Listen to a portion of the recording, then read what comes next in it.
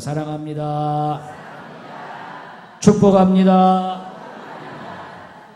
이 날씨가 매우 시원해졌어요. 너무 좋은 그런 계절입니다. 우리가 기도하기도 좋고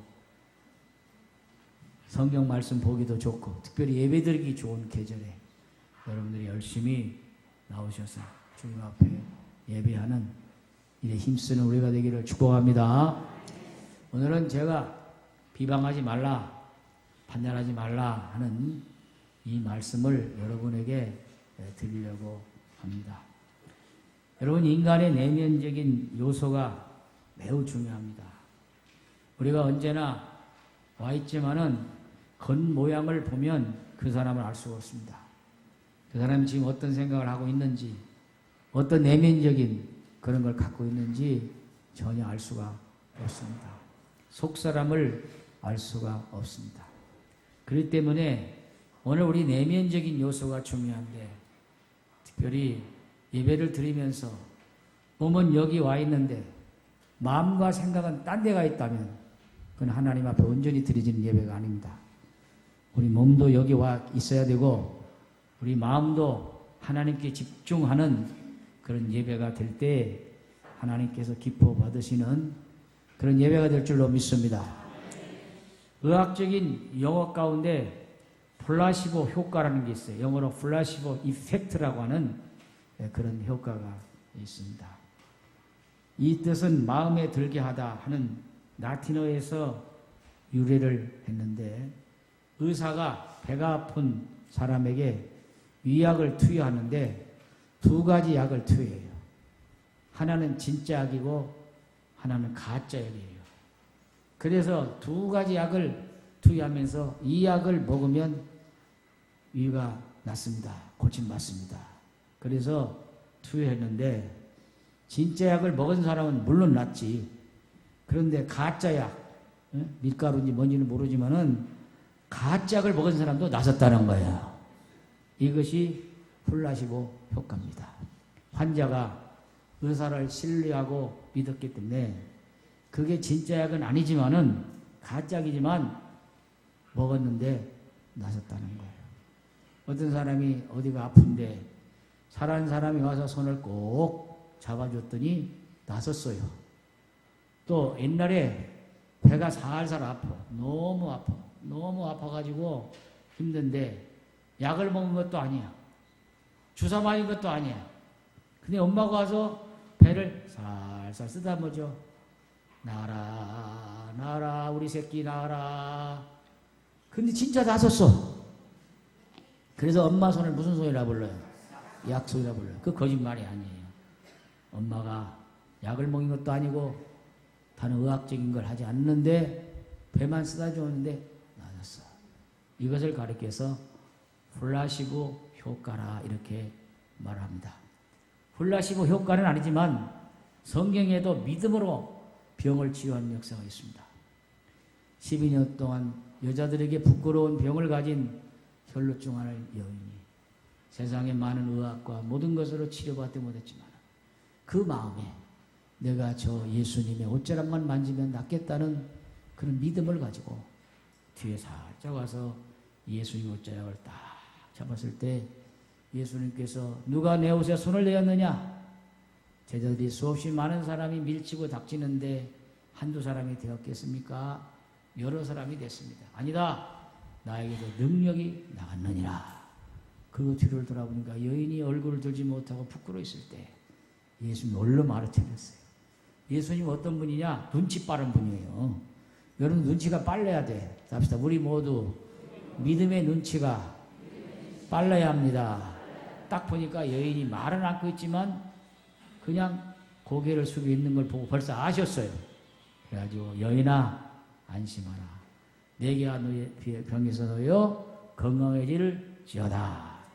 12년 동안 앓던 여인의 병이 깨끗하게 나섰어요. 이것은 믿음으로 고침받은 겁니다. 또 어떤 사람이 눈이 안 보여요. 다윗의 자손이여 나를 불쌍히 여기소서. 예수님이 다가왔어요. 내가 너에게 뭐 대주기를 원하느냐? 보기를 원하나이다. 예수님이 뭐라고 했어요? 내 믿음대로 될지어다. 내 믿음대로 될지어다.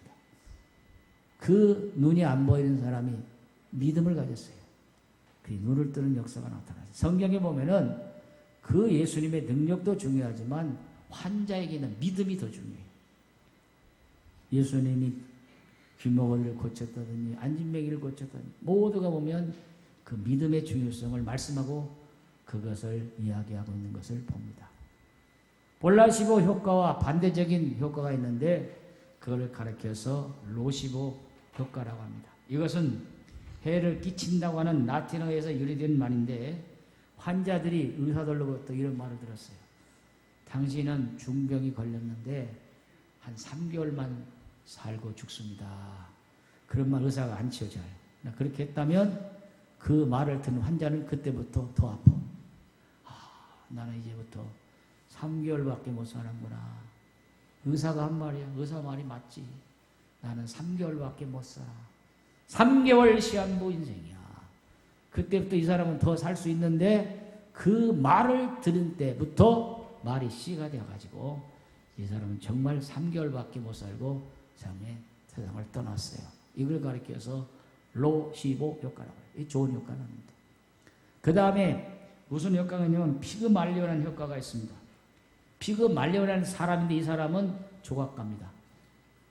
키프로스의 조각가인데 이 사람이 상아를 가지고 조각을 했어요. 여자를 조각했어요.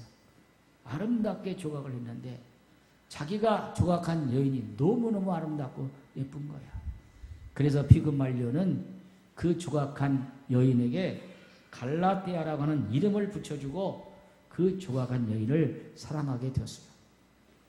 그래가지고 피그말리온이 아프로디테라고 하는 신에게 기도하기를 이 조각을 사람으로 만들어주세요 하고 기도했는데 정말 그 기도가 들어져가지고 그 여자가 사람이 됐어요. 그러니 결혼해가지고 아이까지 낳았다는 그런 설화, 신화가 있는데 거기에서 나온 용어가 피그말리온입니다. 이건 뭐냐면 사람이 다른 사람들로부터 격려를 받고 칭찬을 받고 기대를 받는 경우 기대에 부응하기 위해 그러게 되기 위해 노력하는 효과를 피그말리온 효과라고 합니다.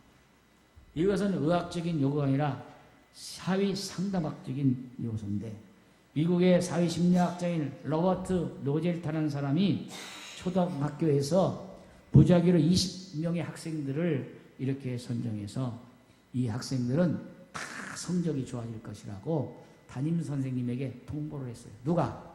교장 선생님이. 그런데 그 애들이 뭐 머리가 좋고 뭐 다 공부 잘하는 건 아닌데 그렇게 이야기를 했어요. 그 담임 선생님이 아이들 앞에서 이 가운데 20%가 공부를 잘하고 성적이 올라갈 것이라고 교장 선생님이 말씀했다. 그러니까 그 가운데 아이들이 그때부터 공부를 하기 시작했는데 놀랍게 8개월 후에 그 학생들 성적이 엄청나게 뛰어 올라갔다는 겁니다. 이것이 바로 피그말리온 효과입니다.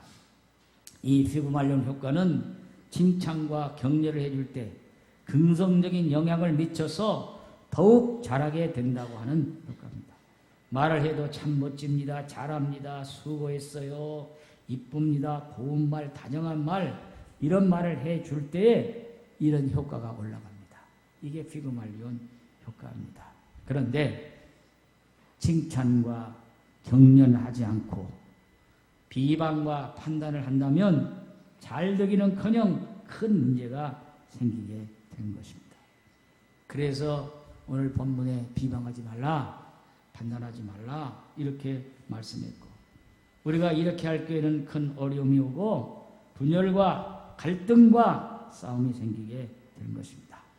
이 모든 것을 해결할 수 있는 힘이 하나 있는데 그것은 기도의 힘입니다. 비방하지 말고 판단하지 말고 기도해야 됩니다. 왜 싸움이 일어납니까? 욕심 때문에 일어나는 거예요. 사람의 마음의 욕심, 자기 중심적인 생각 때문에 이런 일이 일어난 겁니다. 그렇기 때문에 내 중심적인 것, 이기적인 생각을 우리는 버려야 되는 것이고 하나님 앞에 이중적인 삶도 버려야 되는 것입니다.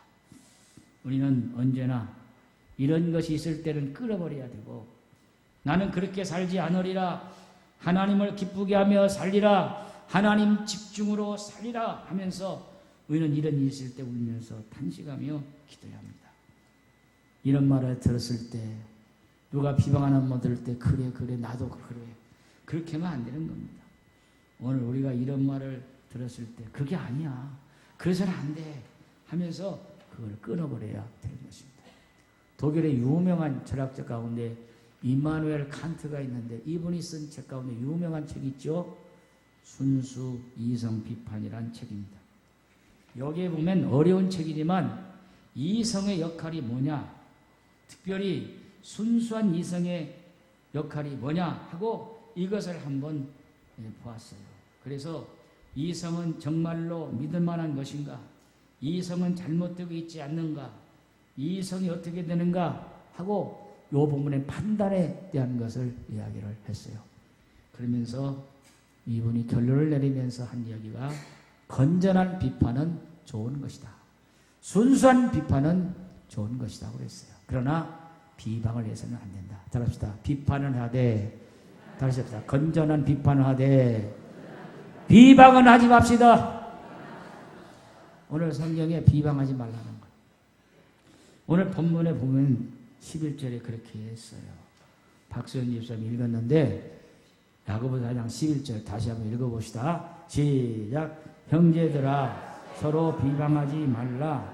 형제를 비방하는 자나 형제를 판단하는 자는 곧 율법을 비방하고 율법을 판단하는 것이라. 내가 만일 율법을 판단하면 율법의 준행자가 아니요 재판관이로다. 여러분 여기 형제들인 것은 불신자를 말하는 게 아니라 그리스도인들, 우리 믿는 사람들을 말하는 거예요.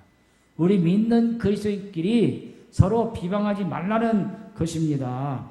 형제를 판단하지 말라는 것입니다. 형제를 비방하고 판단하는 자는 율법을 어기는 것이라고 했습니다. 율법을 주신 목적이 뭡니까? 그 법을 지키라고 주셨지만 율법의 최종적인 목적은 뭐냐? 사랑하기 때문에 주신 거예요. 사랑하기 때문에. 하나님이 우리에게 법을 주신 것은 우리를 사랑하기 때문에 주신 거예요. 자식이 잘못 가면 부모가 자식을 꾸짖기도 하고 초달을 하기도 하고 그런 거예요. 오냐 애들 버리는 거예요. 제가 언젠가 예를 들었죠. 가다가 아이가 전봇대에 부딪혔어요. 그러니까 엄마가 와가지고 이놈의 떼끼, 이놈의 전봇대 우리 애기로 해 부딪혀요. 누가 잘못했어? 전봇대는 항상 거기 서 있는 거고 아이가 부주의해서 부딪힌 거야. 그런데 아이 앞에서 전봇대를 떼끼는 하면은 애가 내가 잘못한 것이 아니고 전봇대가 그렇게 교육을 받는 거예요.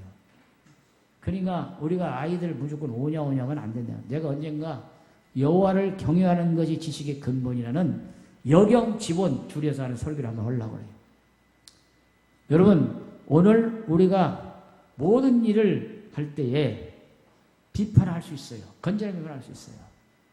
공산주의 것처럼 딱 하면 안 되고 그것이 이렇게 이런 것도 이렇게 할 수 있으나 비방은 하지 말라 그 말입니다. 여러분 형제들아 서로 비방하지 말라. 비방이 무엇이냐? 상대방이 없는 데서 변명할 기회를 주지 않고 악하게 말하는 것입니다. 목적이 뭐냐? 자기를 높이고 상대방을 낮추기 위해서입니다. 비방이라는 말을 영어로 백바이킹이라고 했어요. 백이라는 말은 뒤라는 말이고 바이킹은 물어 뜯는다는 말이에요. 비방은 뭐냐? 쉽게 말하면 뒤에서 물어 뜯는 거예요. 이게 비방이라 그 말입니다. 이 말이 다른 말로 비난인도 되고 더 나면 험담도 되고 더 심해지면 중상모략이 되는 것입니다. 비방은 아주 비겁하고 더러운 것입니다. 그러므로 누군가 비방하면 비방을 끊어야 합니다. 예를 들어서 누가 누구를 없는 데서 비방하면 그렇게 하면 덕 있는 사람은 그만둡시다. 상황도 모르면서 함부로 말하지 맙시다. 당신이 상관할 바가 아닙니다. 끊어줘야 돼요. 그런데 그런 비방하는 소리를 들어서 같이 동조하고 그래 나도 그렇게 생각해. 그 사람 못된 사람이야. 그러면 그거는 잘못된 것입니다. 비방이라고 하는 것은 말도 하지 말아야지만 듣지도 말아야 되고 비방 자체가 사람의 마음을 어둡게 합니다. 그런 마음에 내 마음을 노출시켜서도 안 됩니다. 어두운 말, 이런 말을 귀결해서도 안 되고 이런 말에 대해서 해도 안 됩니다. 이런 것들은요, 자꾸 전염성에서 확장되고 퍼져나가는 것입니다. 그래서 전문기관에서 비방이 어떤 게 확장되는 것을 연구했어요. 예를 들었어요. 어떤 집에 식구가 5명이 살았어요. 몇 명이 살았다고? 5명이. 아버지, 어머니, 애들, 자식들 5명, 자식들 3명이 살아요. 그런데 어느 날 막내가 식사하는데 막내가 집에 없어요. 근데 어떤 애가 그 집 아이가 뭐라고 얘기했냐면 우리 집은 막내가 문제야. 이 막내가 늦잠을 자고 밥을 먹으라면 밥도 제대로 먹지 않고 반찬 투정을 하고 우리 집은 막내가 문제야. 그랬어요. 그러면 그 중에 엄마나 아빠는 누가 그게 아니야 해야 되는데 그래 나도 그렇게 생각해. 우리 집의 문제는 막내야. 이 막내 때문에 문제야 하고 거기에 동조를 했어요. 그러니까 다른 아이들도 동조하고 아빠도 동조하고 그렇게 되면 온 집안이 막내 때문에 문제거리가 생겼어요. 그러다 보니까 서로 막내를 손가락질하고 막내에 대해서 이런 이야기를 하게 되니까 그 가정이 어려움이 오고 분열이 생기고 가정에 엄청난 파산이 오는 경우가 있습니다. 여러분, 가장 신뢰받을 수 있는 인격은 어떤 인격이냐? 사람을 비방하지 않고 그 인격을 보호해주는 사람입니다. 엄마가 신뢰가 두터우면 가정이 됩니다. 또 아빠가 신뢰가 두터우면 잘 됩니다. 여러분, 신뢰를 잃어버리면 끝장난 거예요. 목사도 신뢰를 잃어버리면 설교할 수 없어요. 장로도 신뢰를 잃어버리면 장로할 수 없어요. 권사도 신뢰 잃어버리면 권사 못해요.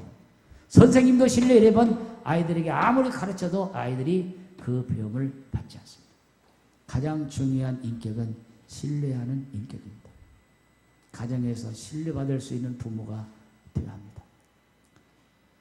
어떤 집에서 아주 아버지가 남편이 아주 별로 가정을 충실하게 하지 않는 그런 남편이에요.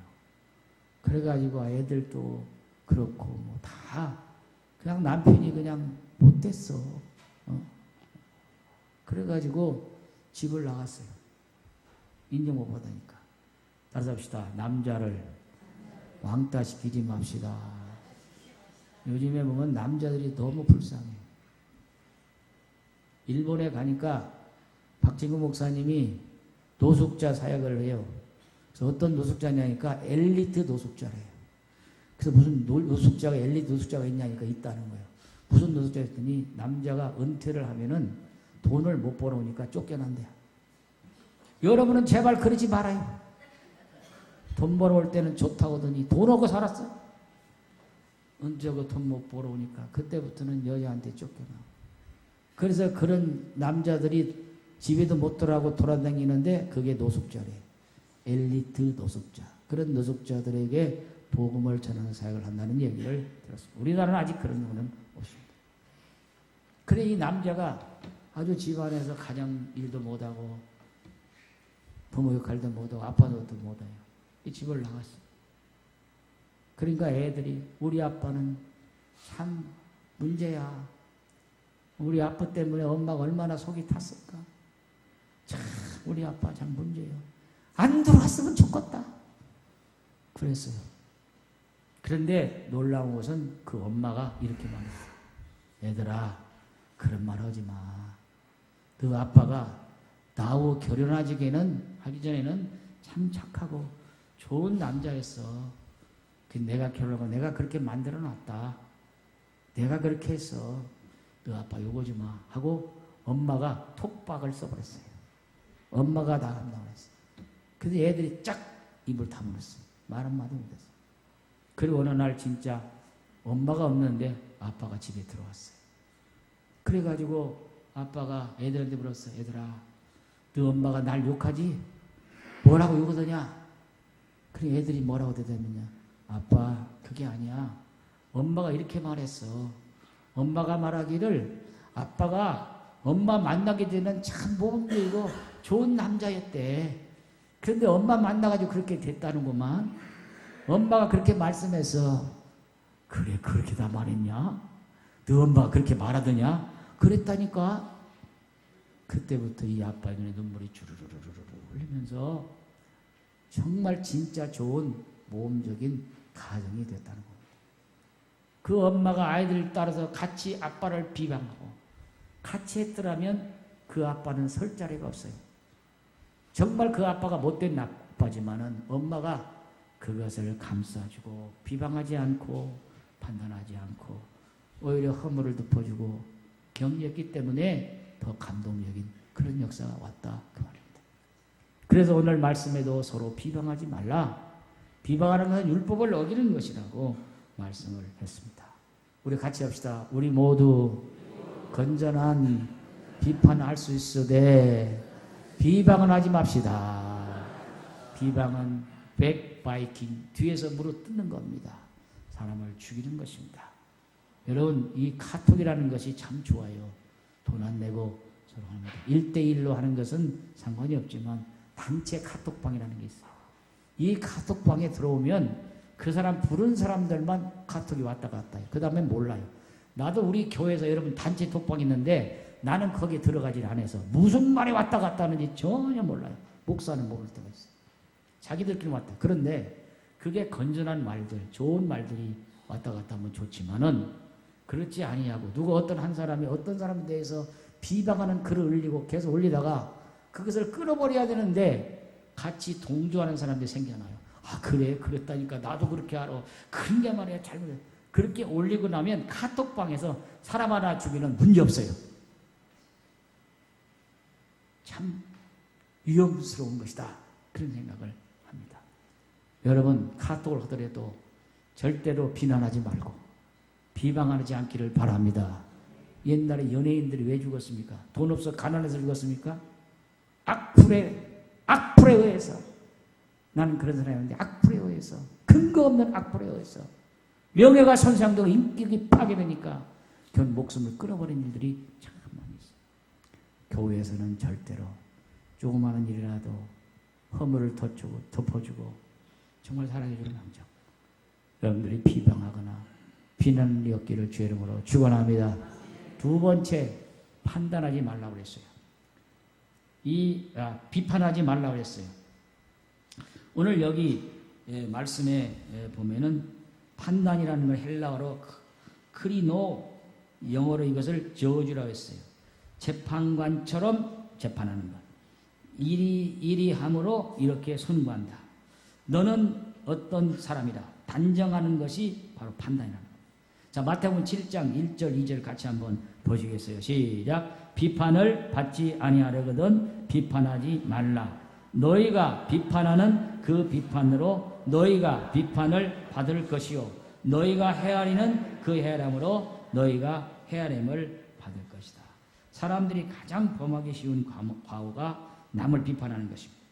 그러나 남을 비판하는 것은 하나님의 심판을 자초하는 것입니다. 어떤 사람만 비판하느냐? 하나님 앞에서 떳떳한 사람만 비판하세요. 나는 하나님 앞에 떳떳하지 못하다.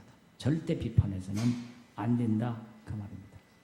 우리가 남을 비판하기 전에 내 자신을 되돌아봐야 합니다.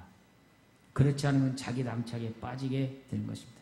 그래서 예수님이 이런 말씀했어요. 마태복음 7장 3절 5절 다시 한번 읽어봅니다. 시작. 어찌하여 형제의 눈 속에 있는 티는 보고 내 눈 속에 있는 들보를 깨닫지 못하겠느냐. 보라 내 눈 속에 들보가 있는데 어찌하여 형제에게 말하기를 나로 내 눈 속에 있는 티를 빼게 하랴 하겠느냐.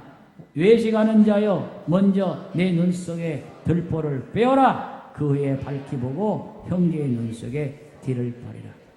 우리 예수님은 참 유머를 잘 구사하십니다. 부자가 천국에 들어가기가 얼마나 어려운지 낙타가 바늘귀 구멍으로 들어가는 것보다 어렵다. 여러분 바늘귀 구멍 얼마나 힘들어요. 옛날에 우리 할머니가 뭘 꿰매려고 바늘귀를 뀌는데 내가 보기엔 여기 있는데 이리 뀌어 옆으로만 가. 옆으로. 내가 끼워드릴게요. 한 번에 끼워버려 나는. 근데 지금 내가 그 짝이 났었냐. 나도 바늘귀 구멍을 못 끼워. 왜 그래요? 시력 눈 때문에 눈이 그런 거예요. 그런데 예수님은 부자가 천국 가기가 큰 낙타가 바늘귀 구멍이 어렵다는 거예요.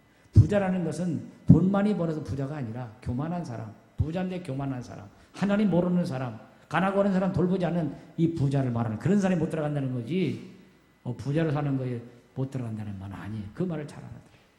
그런데 오늘 말씀에도 내 눈에서 들보를 빼라. 내가 어찌하여 형제의 티를 보고 내 눈 속에 있는 들보를 깨닫지 못하느냐. 들보가 뭐예요? 들보라는 것은 이 집을 지탱하는 기둥이 말이에요. 어떻게 사람 눈 속에 들보가 들어갑니까? 예수님이 이렇게 강하게 이렇게 말씀을 하신 거예요. 다른 사람 보면은 그 속에 눈에 티가 들었어. 이 티가 있네. 그렇게 볼 수 있어요. 근데 자신 속에는 들보가 있는데 그렇게 말할 자격이 있느냐? 그런 말이에요. 그래서 형제의 눈 속에는 티는 보지 말고 내 눈 속에 있는 들보를 보라. 네가 더 문제다 하는 이야기를 하는 겁니다. 사람들을 볼 때 여러분이 잘 보세요. 저를 보세요. 아이고 목사님 여기 왜 이렇게 점이 있네 점이. 제가 옛날에 이거 점이 있었어 점이. 근데 복점이라고 그랬어요. 근데 점이 점점 커져. 병원에 뿌리가 깊대. 외과 가서 20년 전인가 30년 전에 레이저 수술을 했어요. 그랬더니 이게 없어졌는데 계속 이게 나와. 그래서 면도로 거기만 긁어. 계속 긁어. 그래서 없어졌어. 속에 뿌리 있는가 봐. 레이저 파내버려야 돼. 파내버려야 되는데. 그런데 나를 보고 맨 점만 있다고 하면 되겠어요? 아유 우리 목사님은 이마가 얼마나 넓은지 밤에 후레쉬가 없어도 길이 훤해. 벤치가 없어도 잘 보여. 그렇게 얘기를 해야 좋은 거지. 제가 우리 집사람 여기서 집에 가서 혼날 만큼 얘기할게요. 우리 집사람이요 옛날 선볼 때 키 작은 사람 보지도 안 했대요. 그래가지고 선을 봤는데 1m 75짜리 왔는데 아예 보지도 안 했대. 키 작다고. 1m 75. 괜찮잖아요? 그럼 80짜리 올라고 그런가? 그런데 보지도 안 했대. 아유 큰일 났네. 우리 집사람 얼굴이 지금 별로 변했어. 왜 이런 얘기 설교 원고는 얘기. 남의 걸 찬점 보지 말라는 얘기를. 그래가지고 그러니까 키 작은 사람은 결혼할 방법 딱 뭐냐? 연애 거래해야 돼. 답시다. 키 작은 사람은 연애 거래해야 합니다. 여러분 다 결혼해서 뭘 헐겠냐. 그래야 서로 그냥 휘 꽂히는 눈이 해석하는 거지. 다른 사람은 선보가 절대 합격이 안 돼. 그래 우리 집사람이 보니까 나를 보니까 그런 거예요. 한신대학에 화계단하는 길을 올라가는데 내가 앞에 가는데 아이고 기도 생기다 말았다. 그런데 그게 우리 집사람이 하는 소리예요. 우리 집사람 소리예요. 같이 올라가다가 박병옥이라는 그 여자 집사님하고 우리 사모님하고 둘이 올라가면서 하는 말이 박병옥은 그렇게 얘기 않더라고. 큰 속이 그냥 깊어지는 거야. 근데 우리 사모님이 아이고 기도하겠다. 근데 내가 우리 사모님 마음에 들어갖고 얼마나 서비스를 잘하는지 몰라. 나 서비스 잘하는 거 알죠? 그때부터 잘해. 그래가지고 학교 식당에서 밥을 먹는 데서 물 갖다 떠가지고 화계다 뒤에 올라가면 그 바위가 있는데 거기를 앉는데 내 저 노트를 갖다 여기 앉으라고 깔아주니 우리 집사람 이상해. 하필 키 큰 사람이 와서 찌고 마는 것이 와가지고 저렇게 그랬을 거예요. 나는 서비스를 다 하는 거예요. 그래가지고 와가지고 이제 어디를 간다. 그때는 버스 타고 다니는 84번 동아였대고 버스 타고 어디를 간다고 하는데 내가 따라간다고 해서 왜 그럴까? 우리 집사람이 마음에 드니까. 그래서 키 작은 사람이 키 큰 여자 얻으려니까 별짓을 당하는 거예요. 근데 우리 집사람이 나를 마음에 들을까 안 들을까? 안 들어. 성에도 안 차. 그런데 이렇게 왜 이렇게 와가지고 다 붙어가지고 이러는가? 거벌이 붙듯이 붙어갖고 와서. 아 그렇지. 연애를 안 거고 저 먼 사람이 그러니까 듣고서 이거 좀 지금으로 말하면 성추행 하는 거예요 사실은. 그지? 그런 거예요. 그래서 버스를 타고 가는데 한참 가는데 경동시장까지 같이 가래요. 길을 잘 모르니까 나는 서울을 알잖아 지리. 다 가는데 옆에 앉았는데 나는 말은 나중에 내가 바짝바짝 붙으라네 옆으로. 바짝바짝 붙으래야. 자꾸 발을 대들여야 자꾸 이렇게 종아리를 대들여야. 나도 몰라 기억도 안 나. 그래가지고 여차저차해서 결혼을 했어요. 할렐루야. 그랬더니 눈이 뒤집어 까져갖고 키가 적지 않고 내가 어떻게 보여? 크게 보여. 근데요 결혼할 때만 그런 거지요. 결혼하고 나면 그게 그거예요. 키 큰 사람이나 작은 사람이나 사는 데는 불편하지 않아. 할렐루야. 하나도 안 불편해. 누가 그런 말을 하잖아요. 초등학교 나온 사람이나 대학 나온 사람이나 50 넘으면 똑같다. 예쁜 사람이나 미운 사람이나 40 넘으면 똑같다. 또 무슨 말 하더란가? 뭐 있잖아 그런 거. 사람이 늙으면 똑같은 거예요. 그렇기 때문에 따릅시다. 가장 좋은 사람은 크게 해서 가장 좋은 사람은 내 마음을 편하게 해주는 사람이다. 사람은 마음이 편한 사람이 좋은 것이지 저 사람은 같이 있으면 불편해, 껄끄러워, 힘들어. 그 사람은 같이 있고 싶지 않아. 근데 그 사람하고 같이 있으면 왠지 내 마음이 푸근해, 내 마음이 평안해, 내 마음이 좋아. 그것은 그 사람과 소통이 되는 것이고 좋은 거예요. 우리는 예수님과도 편안한 관계가 되시고 우리 성도들과도 서로 편안한 관계가 되시기를 바랍니다. 나는 누구 때문에 교회 못 다니겠어, 나는 누구 때문에 시험 들었어, 그런 말 하지 마시고 그런 사람일지라도 내가 끌어안고 정말 하나로 할 수 있는 그런 역사의 길을 바랍니다. 그래서 우리가 남을 판단해서는 안 된다 그 말이에요. 우리 하나님만이 우리를 판단할 수 있다 그 말입니다. 그래서 판단하지 말라, 비판하지 말라 그렇게 말씀했어요. 그럼 왜 우리가 남을 판단하느냐? 세 가지 이유예요. 첫째는 그 사람을 알지 못하기 때문에 판단한 것입니다. 성격이 급한 사람은 성격이 느린 사람을 이해를 못하고, 성격이 느린 사람은 성격이 급한 사람을 이해를 못해요. 제가 수영을 좀 배웠는데 수영하면서 평영을 할 때 선생님이 분명히 이 얘기를 해요. 앞으로 가서 이렇게 할 때 손을 모고 탁 올려가지고 이렇게 하고 그 다음에는 물속에다 고개를 쳐박고 이걸 해서 이렇게 하라는 거예요. 이게 마주 쳐야 마주 낚고 해야 되는데 나는 그렇게 하고 어떻게 했냐면 이렇게 해가지고 이것이 오기 전에 벌써 이것이 왔다 갔다 이렇게. 그러니까 뭐라고 하냐면 왜 이렇게 성질이 급하냐 나보고. 성질이 급하냐. 천천히 하면 가는데 발 팍 굴르고 천천히 간다는 거예요. 그래서 그때부터 했어요. 내가 가장 편한 수영이 배영이에요. 누워서 가는 게 제일 편해요. 누워가지고 자빠져가지고 힘 다 빼고 시체처럼 누워있고 눈 감으면 잘 가. 누워있으면 제일 편한 거예요. 뭐냐면 급하게 한다고 되는 건 아니고 급한 사람은 느린 사람 이해를 못하기 때문에 너는 왜 그래? 하고 어떤 사람은 밥을 먹는데 10분에 끝내는 사람이 있어요. 어떤 사람은 뭐 몇 가지 하는 사람이 있어요. 그것도 서로 이해를 해야지. 그런데 그러지 못하기 때문에 저는 이 주일날 1부에 할 때 5분에 끝내요. 5분에. 우리 집사님 잘 알고 계란국을 끓여줘. 밥 한 덩이 말아가지고 5분이면 끝나버려. 1부 예배. 밥을 안 먹고 와도 되는데 3부로 설교하려면 조금 먹어야 하기 때문에 먹는데 5분에. 그 다음부터는 오래오래 먹어요. 예. 그러니까 성질이 급한 사람은 느린 사람을 이해하고 느린 사람은 저 사람은 그런 사람이라고 이해를 해야 돼요. 왜 그러느냐? 모르기 때문에. 우리가 하나님도 알아야 돼요. 예수님도 알아야 돼요. 옛날에 덮어놓고 예수 믿으라 그거 아니에요. 알고 믿어야 돼요. 할렐루야. 하나님이 어떤 분인지 알아야 되고 예수님이 어떤 분인지 알아야 돼요. 성경도 역사적인 배경을 알아야 돼요. 그냥 성경 읽으면 10번 읽어도 몰라요. 여러분 욥기서가 언제 나온 성경인지 아십니까? 모르죠. 욥기서는 창세기 때 나온 겁니다. 성경 창세기 때 나온 거예요. 모든 시가서, 사무엘서, 다윗 때 나온 거예요. 열왕기상, 잠언, 솔로몬 시대에 나온 것이 잠언전다. 모든 예언서에 나온 것은 모든 예언서들은 다 이스라엘 민족이 바벨론 포로 잡혀가서 나온 거예요. 그때 역사적인 배경의 성경이 기록된 걸 알고 있을 때 성경을 이해하는 거예요. 그러니까 우리가 덮어놓고 믿지 말고 알고 믿읍시다. 그 사람을 알아야 돼요. 그 사람을 알지 못하고 비판하고 판단하는 것은 잘못된 거예요. 그 사람을 알게 되면 그 사람의 약점도 받아들일 수 있어요. 그 사람의 결점도 받아들일 수 있어요.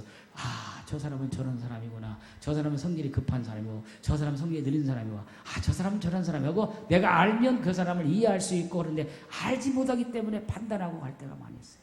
합시다. 알읍시다. 두 번째 왜 판단을 하게 되느냐? 두 번째는 선한 마음이 없기 때문에 그렇습니다.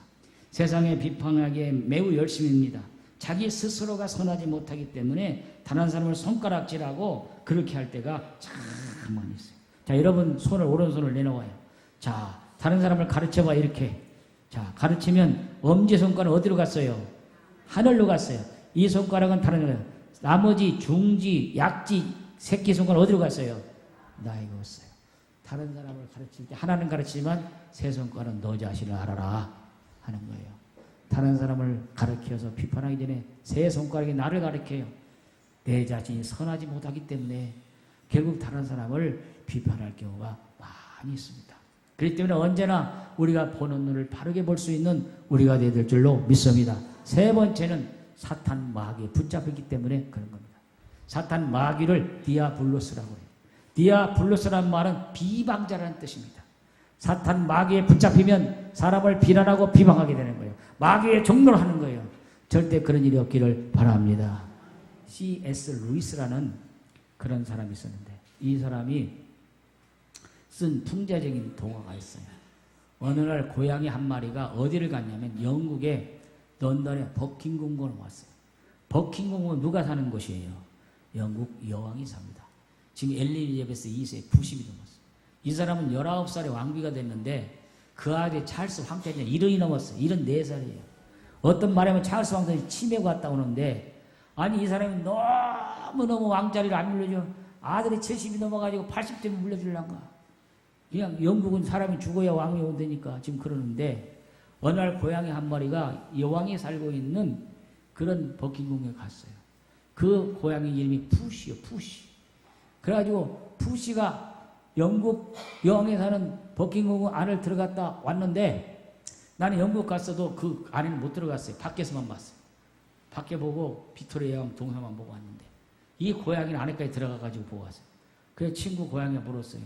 예, 푸시야, 푸시야. 너 영국 여왕 거기 가서 뭘 보고 왔느냐? 물으니까 이렇게 말해요. 내가 보고 왔어. 뭘 봤어? 참 좀 보고 왔어. 뭘 봤어? 여왕 의자 밑에 생쥐 한 마리가 있더라. 생쥐 보고 왔어. 아니, 영국 여왕 그 가면은 정말 화찬란하게 꾸며 있고 여왕도 계시고 다이아몬드 있다는데 겨우 보고 생쥐만 보고 왔어. 고양이 눈에는 뭔만 보일까? 쥐만 보여요. 제가 루이스에게 예를 들은 거예요. 사람이 모든 걸 보면 그 사람의 칭찬할 점도 있고 재능도 있고 장점도 있는데 보는 것이 늘 그런 것만 보기 때문에 결국은 그렇게 되는 경우가 있어요. 사탄에 사로잡힐 때가 있어요. 오늘 우리는 언제나 다른 사람을 판단하지 말고 내 자신을 바라볼 수 있는 여러분 되시기를 바랍니다. 옛날에 황희정승이라고 있었어요. 황희정승 훌륭한 정승인데 어느 날 시골길을 가다가 이제 가보니까 어떤 농부가 소를 가지고 이제 이게 밭을 갈고 있어요. 두 마리. 하나는 검정소고 하나는 누렁소예요. 그래서 이 소를 가지고 밭을 갈고 있는데 황희정승이 가만히 보니까 소가 이랴 그러면 두 마리가 가요. 가다가 오 하면서요. 나는 지금까지 미스터리가 하나 있어. 왜 소가 말을 안 하는데 가 그러면 가고 서 그러면 서야 되는데 왜 이랴 하면 가는가 모르겠어요. 그리고 오 하면서 영어로 고! 그러면 가고 스톱! 하면 서야 되는데 우리나라에서는 어째서 이래 하면 갑니까? 한번 그거 좀 얘기 좀 해봐요.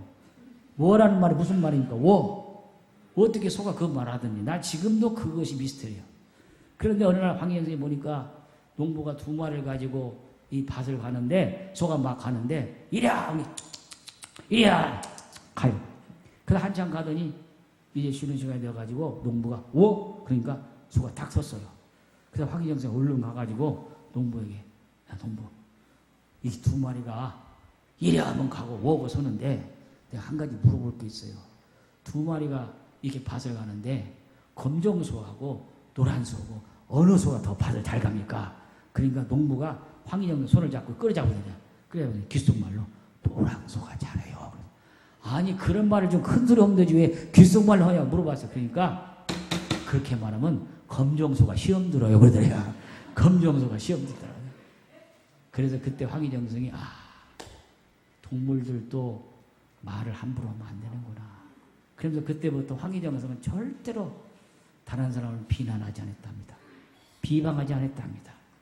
뒤에서 절대로 당소리 하지 않았답니다. 그래서 덕을 쌓은 그런 정수이 되었다고 합니다.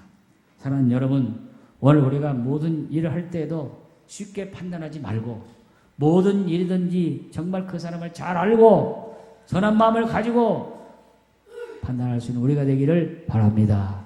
우리나라 사람의 언어에는 그런 것들이 너무 많아요. 옛날 유기적인 성향이기 때문에 어느 집을 가서라도 그 집을 찾아야 되는데 자기가 양반이라고 이리 오너라! 누구 보고 라는 거 이리 오너라. 그리고 김선미 왔다고 여쭈어라 그래요. 사람들이 전부 그렇게 해요. 근데 그렇게 하면 안 되잖아요. 우리나라 그 소객이 있어가지고 저게 그런 거예요. 옛날에 있는 분들은 나를 비롯해서 전부 모든 화법이 간접 화법이에요. 서로 사랑을 해도 간접적으로 얘기해요. 요새는요 애들이 직설적이에요. 직설적. 그렇기 때문에 이 직설적인 그 노래를 들어보면 30분 후에 밥을 먹고 20분 후에 어디를 가고 노래가 전부 그 생활 속에 나오는데 직설적으로 하고요. 그 노래 보세요. 넷 같은 거 들어보고. 애들이 그런 노래예요. 우리는 옛날에 그렇게 했잖아요. 내가 제일 좋아하는 이 유행가 속에 박미경의 민들레 홀시대요. 민들레 홀시대요 강바람 타고 홀고 당신에게로 간다. 내가 러시아에서 그 선교사 할 때 사랑의 교회에 거기 권사님들이 왔어요. 그래서 내가 바이칼 그 호수에 있는 아론섬을 데려가는데 어떤 권사님이 이 노래를 부르더라고. 그때 2000 몇 년도예요. 야, 복음성가 하냐고. 너무 좋다고 그래서 그걸 내가 가사를 적어왔더니 1985년도에 강변 가우제에서 장려상을 받은 노래더라고. 85년에 나는 모르겠는 거예요. 너무 좋더라고. 그러니까 여러분 오늘 옛날 노래는 이렇게 좀 하는 지금은 직설적으로 이렇게 하고 있어요. 여러분들이 모든 말을 하도 좀 잘해야 돼요. 외국 사람들은 그 말을 할 때 I think 내 생각에는 이렇게 그랬습니다. 근데 우리는 그렇게 말하지 않을 때가 너무 많이 있어요. 여러분들은 언제나 다른 사람의 의견을 존중하면서도 내 생각은 이렇고 이런데 어떻습니까? 이렇게 물어볼 수 있는 여러분 되기를 바랍니다. 극단적이고 결정적인 그런 말 하지 하면 안 됩니다. 권투 경기를 할 때 권투 선수가 잘하면 잘한다 그러다가 조금 죽여. 옛날에 어떤 축구 시합을 했어요. 남미에서. 근데 결승전에서 자기 선수가 발에 꽁이 맞아서 자살골을 먹었어. 그 선수 죽었습니다. 죽여버렸어요. 너 때문에 우리가 졌다고 해가지고. 극단적인 사람의 생각. 오늘 민중 심리가 극단적으로 흐르면 그렇게 될 수가 있어요. 예수님도 마찬가지입니다. 빌라도가 예수님을 딱 보니까 죄가 하나도 없는 분이에요. 이 사람은 아무 죄가 없다. 이 사람은 풀어줘야겠다. 그런데 유대인들이 종기시들이 이 사람은 신성모독죄가 있습니다. 로마 사람들은 종교법으로 하는 게 아니에요. 그런데 로마법으로 죄가 하나도 없는 거예요. 그래서 바라바를 내세우면서 바라바 예수님이 누구를 풀어주기를 원하느냐? 예수님 풀어야지 죄가 없어요. 민중들 전체가 군중들 전체가 악에 의해서 매수된 사람들이기 때문에 바라바를 놔주고 예수님을 십자가에 못 박으라 했어요. 예수님은 결국은 아무 죄도 없지만은 빌라도도 손을 씻고 나는 아무 죄도 없다는 그 속에 그렇게 사람들의 마음이 잘못된 마음이 전염되어 나가면 결국은 이런 일이 온다 그 말이에요. 그렇다고 다수가 다 좋은 건 아니에요. 다수가 그게 다 좋은 건 아니에요. 하나님의 말씀과 하나님의 뜻대로 나갈 수 있는 우리가 되어야 될 줄로 믿습니다. 나는 엊그저께 텔레비전에서 이걸 보면서 참 마음이 안타까워요. 중소기업 사장이 자살했어요. 왜 자살? 대기업하고 같이 하청업체입니다. 모든 것을 납품하는 하청업체예요. 그런 납품일이 좀 늦어가지고 조금 늘어졌어요. 그냥 이 대기업에서 고발해갔어요. 그래서 전판이 붙었는데 재판하는 법원이 대기업에 손을 들어줬어요. 모든 게 그래요. 가난하고 어려운 사람들 감옥에 들어가면 다 살고 나와야 돼요. 돈 많고 권력이 높은 사람 몇 달만 살고 나와. 몇 달만 살고 나와. 진짜 그 사람 풀어주고 말아요. 옛날에 모 대통령이 광주 사건으로 말미암아 사형 선고를 받았어요. 근데 그 사람 나왔어요. 지금 잘 살고 있어요. 권력이 있고 높은 모든 걸 가지고 있는 사람은 법에도 쉽게 끝나고 가죠. 가난하고 어려운 사람들은 법에도 끝까지. 이게 잘못된 오늘날의 공평하지 못한 이 사회를 그렇다면 그러나 우리는 그러지 맙시다. 절대로 그러지 맙시다.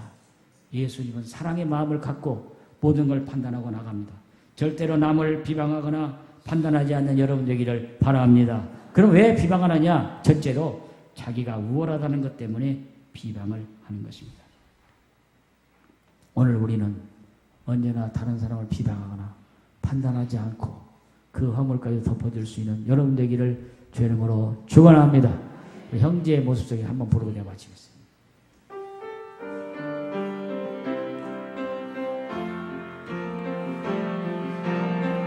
형제의 모습 속에 보이는 하나님 역사가 나오라. 존귀한 주의 됐으니 사랑하며 섬기리. 우리의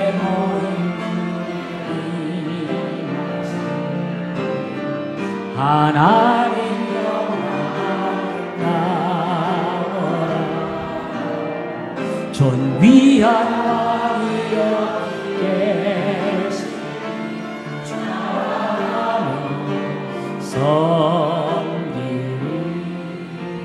아멘.